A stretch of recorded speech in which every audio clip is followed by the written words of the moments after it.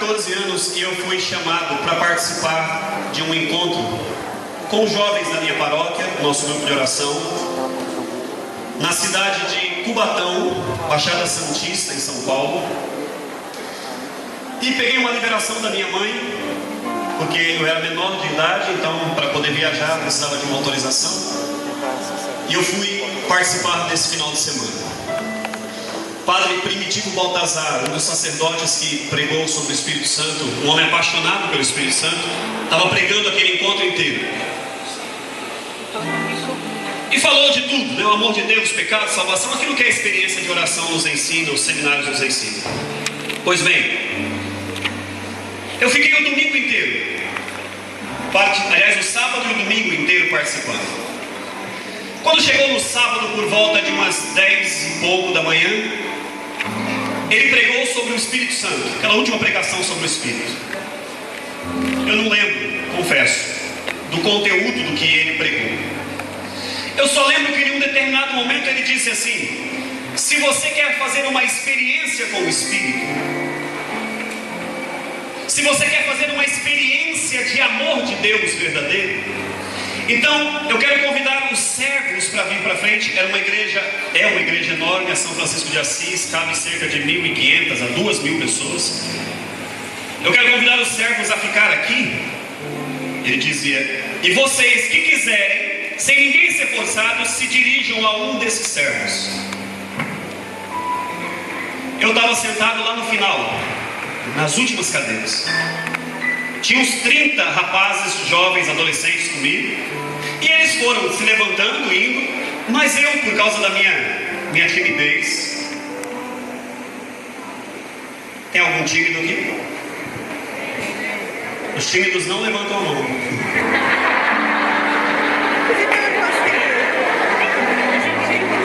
Eu fiquei lá no meu canto. Porque um tímido mesmo, ele fica ali. Até quando pergunta: você é tímido? Ele fica em silêncio, porque nem isso ele consegue responder. E os irmãos do grupo se levantaram e começaram a ir para frente. E quando eles voltavam, eu ficava olhando para o semblante deles. Alguns voltavam chorando, outros sorrindo, um olhar brilhante. E eu ficava pensando: esse povo é esquisito.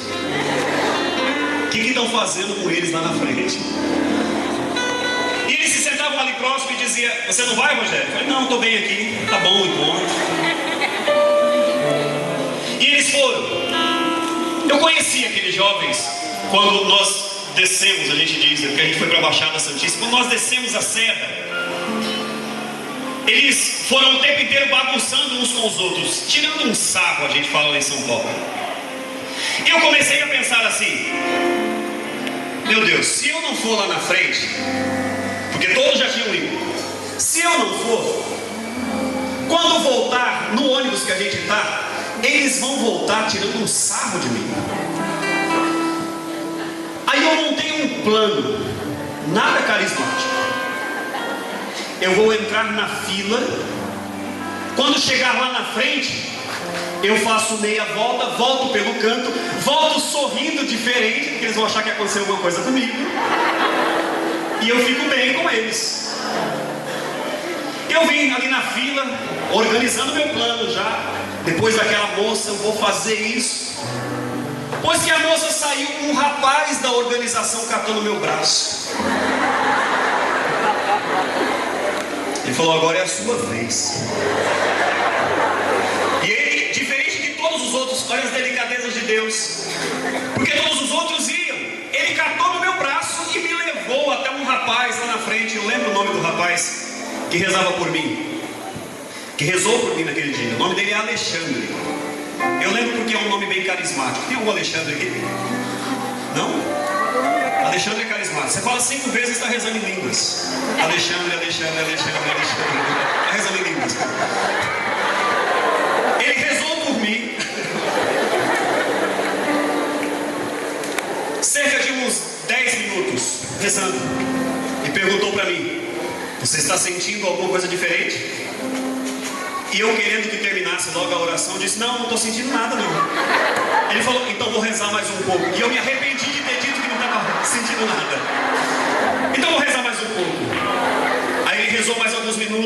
me perguntou e eu disse de novo para ele: não sei, talvez. Eu queria voltar, não tinha sentido nada mesmo, verdade, não tinha sentido nada. E ele, com uma fé carismática, disse para mim: então volta para o seu lugar. Você trouxe a Bíblia? Eu disse sim. Então volta para o seu lugar, pega a Bíblia e abre, e Jesus vai falar com você. Aí eu voltei dando risada dele. Que história é essa que Jesus vai falar comigo na hora que eu abri a Bíblia? E as pessoas ali do grupo ficaram pensando que tinha acontecido alguma coisa, porque eu voltei dando risada, mas eu estava dando risada dele, do Alexandre. Mas eu sentei no meu lugar, peguei a Bíblia e abri, e caiu no livro de Eclesiastes, capítulo 51. Fui lendo, sem entender nada, até a hora que um versículo se destacou. Esse versículo dizia: o Senhor deu-me como recompensa uma língua, e dela eu me servirei para louvá-lo. Aquele versículo falou muito forte comigo, eu achei ele interessante e eu decidi ler novamente. Não prossegui a leitura, vou ler de novo. O Senhor deu-me como recompensa uma língua, e dela me servirei para louvá-lo.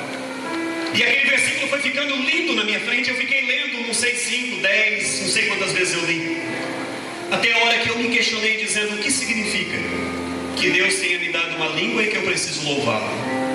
Raciocinando ali, pensando na minha razão, pobre razão ainda, eu disse: talvez seja porque eu nunca louvei a Ele, e quis louvar a Deus. Caí na besteira carismática de querer louvar a Deus. Essa santa besteira. E eu comecei a dizer: então eu queria louvar, mas eu não sei falar essas palavras bonitas que esses carismáticos estão falando lá na frente. Porque Deus é o excelso, magnífico, intransponível, né? Só aprendi depois. Como que se louva? Eu não sei como que louva. Então eu comecei só a dizer isso: eu te louvo, Senhor. E tentava buscar alguma palavra mais bonitinha e não tinha. E eu te louvo, Senhor. Ah, Senhor, eu também te louvo. E nesse eu te louvo, me veio a imagem da minha casa, da minha mãe e dos meus irmãos. E eu coloquei isso dentro do meu louvor. Eu disse: Senhor, eu te louvo pela minha mãe, pelos meus irmãos. E aquilo começou a brotar dentro de mim, no meu coração, no meu peito. Eu comecei a sentir um fogo. Quando eu percebi que aquelas palavras nem eu estava compreendendo mais, e estava rezando em línguas, sem que tivesse mais ninguém ali impondo as mãos sobre mim. Minhas lágrimas descendo sobre a Bíblia, sobre a palavra, molhando aquela palavra, e eu queria ficar com os olhos abertos, olhando para a palavra, por 40 minutos, sem parar. Eu chorava e rezava em línguas. Terminou o momento de oração. Eu percebi que tinha terminado, e eu vi as pessoas saindo para o intervalo, porque depois tinha missa. Mas eu dizia para Deus ali: Senhor, eu não vou sair, porque se eu sair daqui, isso nunca mais vai acontecer. Então eu não quero que pare, eu não quero. Eu estava me sentindo feliz. Era só um adolescente de 14 anos. Eu só parei quando começou o canto de entrada da missa, porque eu fiquei ali chorando, de uma comunhão tão profunda com Deus, com o Espírito. Quando eu voltei para casa, aquela semana, eu comecei a usar a Bíblia dentro de casa. Então eu ficava no meu quarto lendo a Bíblia, lendo. Isso aqui é um dos sinais de que a pessoa foi batizada no Espírito Santo: o amor à palavra de Deus. Se ela se apaixona pela palavra, é um dos primeiros e seguros sinais. E eu passava aquela noite, a noite seguinte, uma das madrugadas, quase 5 da manhã, minha mãe entrou no quarto e eu estava ajoelhado na beira da minha cama, com a Bíblia aberta e chorando sobre ela. Porque eu tinha certeza que se eu abrisse a Bíblia, Deus ia falar comigo. Uma fé simples. Hoje eu estou terminando esse semestre, se Deus quiser, peço até a oração de vocês, eu vou terminar um mestrado em teologia dogmática. Mas naquele momento não tinha se deparou com Deus pela sua palavra e acreditava que ao abrir a palavra, não com uma bibliomancia, Deus vai ficar revelando os pormenores da minha vida, não para isso. Eu sabia que Ele ia falar comigo, eu tinha certeza que quando eu abrisse a Bíblia Ele ia falar comigo. E eu fico às vezes perguntando aonde estão os carismáticos de hoje, que só abrem a Bíblia no dia do grupo de oração, que esqueceram que Deus continua falando por sua Sagrada Escritura, que já não estão apaixonados pela palavra, perderam a fé simples, agora tudo racionalizam, agora tudo tem que ter uma fundamentação, uma explicação, tem que ter um curso bíblico para que eu entenda. Tudo isso é importante, nada disso se desmerece, temos que fazer, mas há uma fé carismática simples, que você se coloca diante da palavra, olha para ela olha para você, você fala com ela e ela fala com você. Uma fé que não precisa de tantos ritualismos. Simples assim. Deus te deu a possibilidade de um encontro permanente com Ele, de muitas formas, desde o ápice da Eucaristia, mas na palavra de Deus. Por que vocês, eu digo vocês, mas também eu, temos caído nesse racionalismo e temos esquecido da nossa intimidade com Ele por sua palavra? Porque que antes você abria uma palavra e Deus te dizia, faça isso, e você estava certo que Deus estava falando, você saía, fazia e Deus realizava. Agora você coloca um monte de questões antes. Por que agora tudo é racionalizado? Não estou falando de imprudência, não estou falando de um fundamentalismo bíblico, entenda o que eu estou dizendo. Mas aonde foi parar a fé simples da renovação carismática? Antes aparecia uma pessoa doente, enferma, a gente levava para o hospital, mas antes a gente falava, eu posso rezar? Agora a gente primeiro racionaliza, já tomou o remédio? Não, reza, depois você pergunta, tomou o remédio? Se não tomou, eu vou dar o remédio.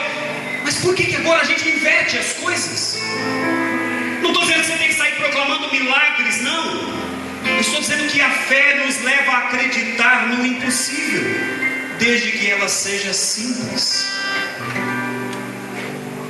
Passei aquela semana inteira apaixonado por Deus, e depois de alguns dias minha mãe, eu lembro da minha mãe quando entrou uma vez e disse, meu filho, estou te achando meio esquisito.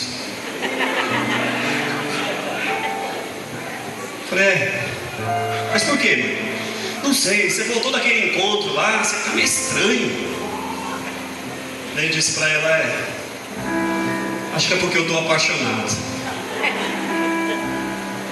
E ela disse, 14 anos, meu filho, minha mãe é cearense.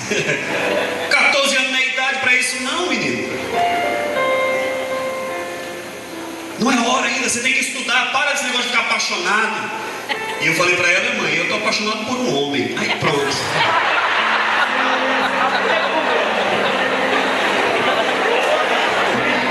A história é essa, rapaz. Se seu pai escuta isso, fala abaixo, que conversa é essa?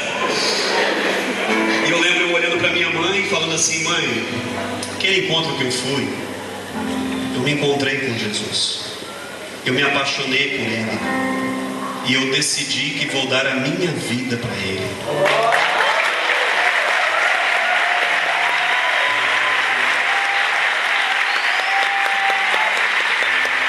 A minha mãe me abraçou.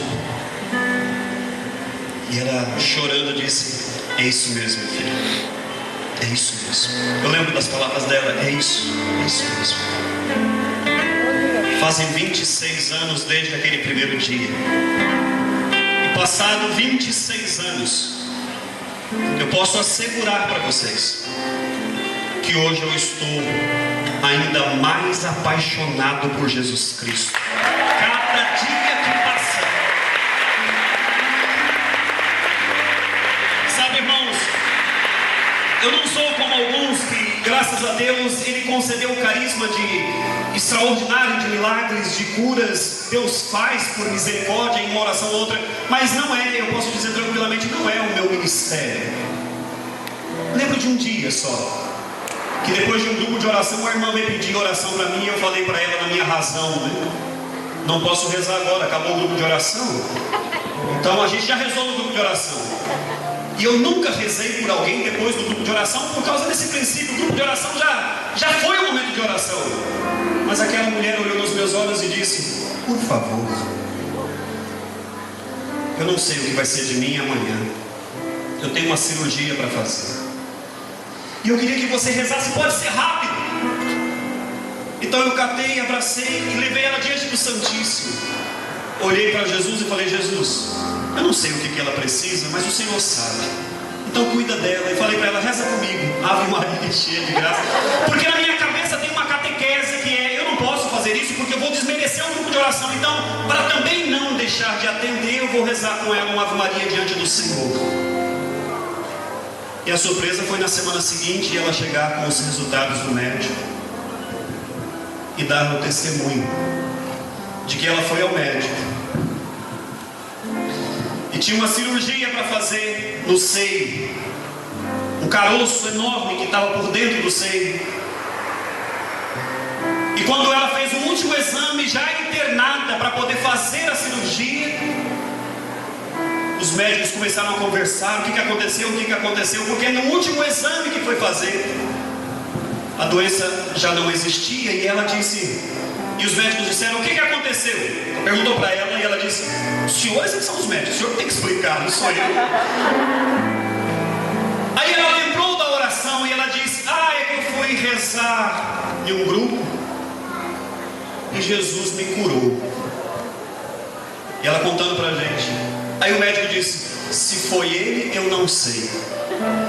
Eu sei que aqui tem um sinal de cirurgia. A cirurgia foi feita, mas você não tem mais nada.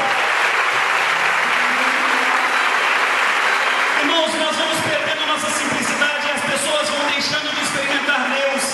Antes levavam as pessoas para a gente rezar com elas, ou numa casa que íamos rezar, a gente de modo muito simples, sem saber muitas coisas. E agora já sabemos tanto. Por que não usamos agora? Naquela simplicidade a gente rezava. Agora vai ter um momento de oração. Precisa de um momento de oração por cura. O pessoal já fala: tem que trazer o ironi. Que pensam que é o ironi. Mas por que você não reza, criatura? Por que você acha que Deus só pode fazer pelos outros? Por que a sua fé não é tão viva ao ponto de você, mãe, impor as mãos sobre o seu filho e acreditar que a sua oração materna, paterna, está revestida do poder de Deus? Por que tem que pedir para alguém lá na sua casa rezar? Reza você, por uma fé carismática. Seja simples. Esse monte de estruturas necessárias podem arrefecer a nossa fé. Cuidado! Usemos a estrutura para canalizar, para potencializar a evangelização, não para fazer perder a fé do simples. Vai ter profecia no grupo de oração, você não precisa pedir microfone. Da onde você estiver, de modo simples, a comunidade vai julgar, a comunidade vai discernir. Não se preocupe, seja simples. Renovação, volte a ser carismática, volte a viver uma fé carismática. 40 anos se passaram e agora a gente fica pensando que é alguém. Agora nós já temos a experiência, agora nós já sabemos fazer. Deixa que eu resolvo, deixa que a gente sabe. Volta a ser simples, volta para a simplicidade do primeiro amor. Deixa Deus falar com você de novo, como Ele falou da primeira vez. Quanto tempo faz que o seu coração já não arde quando você reza? Por que, irmãos, nós temos perdido a sensibilidade ao Espírito Santo? Porque nós queremos decidir aquilo que já está decidido por Deus para esse tempo. Nós só precisamos obedecer. Aonde mandar,